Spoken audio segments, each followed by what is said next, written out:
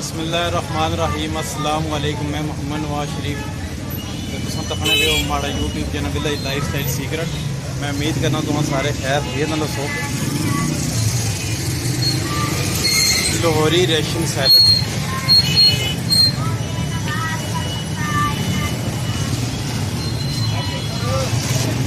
अस्सलाम वालेकुम जी, क्या हाल चाल है जी? ठीक हो?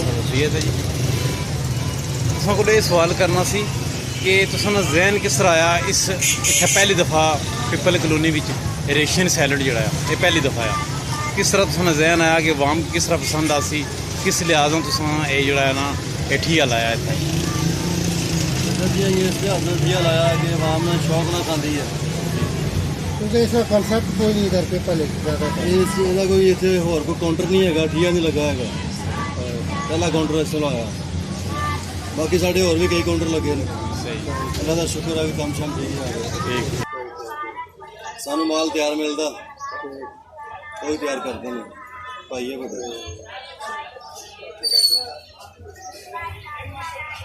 केड़ी चटनी है जी? कुरबानी की चटनी। स्पैगेटी होगी, मैकरोनी, बड़ी ज़बरदस्त एक मुनफरिद किस्म में एक चीज़ जो है पिपल कंपनी पहली बार लेती है। ऐसी क्या कि ऐसी थोड़े को जाके ते एक जो पैकेट डब्बा जो देंगे कितने देंगे? 60 रुपये। 60 रुपये का।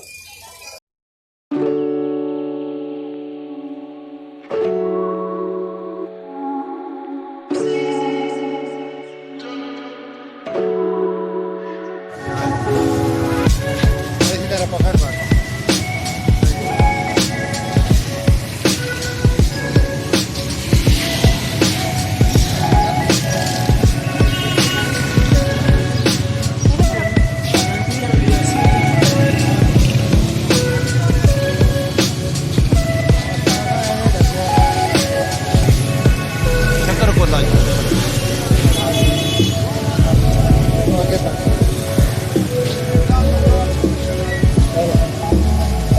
ठंडा ठंडा शक्कर कोला जी।